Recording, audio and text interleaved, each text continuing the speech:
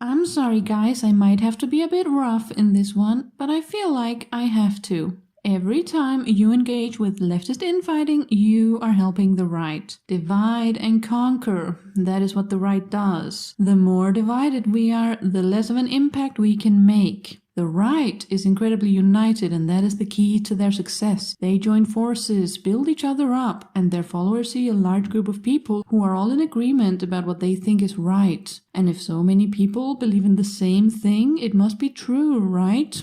That is what people see. The left, however, infighting, the infighting, the blaming, the pointing of fingers. I'm pointing at the camera right now, but it's not on. So if we fight every time we disagree, the public is only gonna see chaos and disorganization and a bunch of beliefs that few people believe in. And who wants to join the party of the blame fest? Woo, great fun. Our parties have a bickering. Can't wait to go to that party. If you infight, you help the right.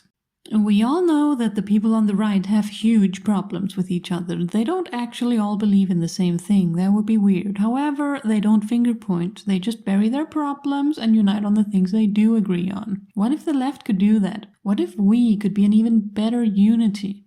I believe we can, but if we infight, we help the right. And the thing is, we have something they don't. And if we could combine that with unity, we could be way better than them. We have a self-insight and self-reflection. And we care about those things. They don't. Which is why they are so stagnated in all their beliefs. That and the fact that a lot of them are just really power-hungry people. But we need to criticize all the bad leftists. I'm not infighting, I'm doing constructive criticism. I hear you say. Really? Really? And what about everybody else in the hate mob? What are they doing? Ask yourself, are you helping the right now? Are you? Ask them. Tell them. Constructive criticism is good, but a hate mob isn't. Divide and conquer is what the right does. They have people starting these hate mobs trying to tempt us to join in, like a snake in the garden of free healthcare. So is what you're doing right now helping the right or helping the left?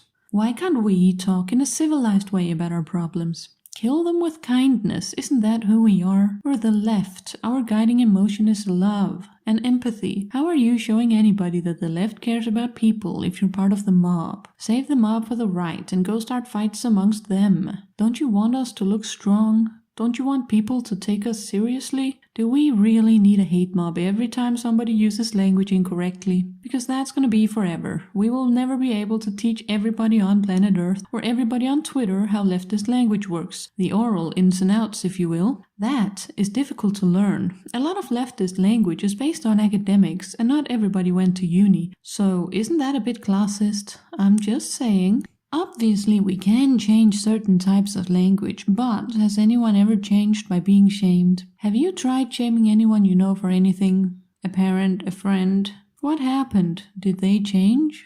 Or did they refuse? What happens 99% of the time when you use shame to try and change people's behavior? That's right, they stand their ground even harder. They become angry and fight back. Divide and conquer. That is what the right does. Leftist infighting helps the right.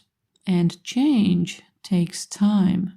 If you've read about human behavior before, you may have run into this piece of knowledge. Positive reinforcement helps way more than scolding and shaming. Positive reinforcement makes people feel good. It makes them want to do the good thing more. It makes them see the good deed as a good thing. Scolding and shaming, however, create fear and bad feelings, hate, mistrust, like a child who misbehaves and gets scolded and still does the bad thing again, but this time they don't tell their parents about it. Or, when they're adults, maybe they run to the alt-right instead, where the bad deed is rewarded with positive reinforcement. Imagine a normie. Normie makes bad joke about rape. The left becomes angry, yells, screams, calls them a bad person, patronizes them, but the right, they laugh at the joke. They say it's funny. What does the normie do now? Well, it depends on the normie, but when this happens over and over and over, then what does the normie do? And now imagine that that normie is a YouTuber or other type of social media personality with a large audience. Then what happens? The left doesn't have to laugh at the rape joke, and they definitely don't have to show approval towards bad deeds. But if the hate mob never happened, the normie would have been influenced in a different way. It is one thing to criticize a behavior broadly, even mention people as examples, but it is a whole other level to take part in a hate mob, or to create a hate mob. We could shower them in applause when they do good things, lift them up and make them feel like we like them and are on their side. Then what would happen? The left could become likable again. No more divide and conquer, no more hate mobs against comrades or normies. Only hate mobs against the right, or like actual criminals. Come on now. But words are part of systematic oppression, you say. What about creating a better society? We can't get rid of the bad things if we don't criticize, you say. Really? How do you know that? Did you read that in a study on behavior? And I didn't say no criticism. I said no hate mobs against lefties. They divide and conquer, remember? Why can't we have positive forums where we discuss behavior with no shaming? Remember the bronies all those years ago? How they defeated their trolls through love and tolerance? That is powerful. Now, I'm not here to call you a bad person. What, you didn't watch the video until now? You skipped to this part? I'm not here to call you a bad person. I'm here to ask you, are you helping the right or helping the left? Ask yourself.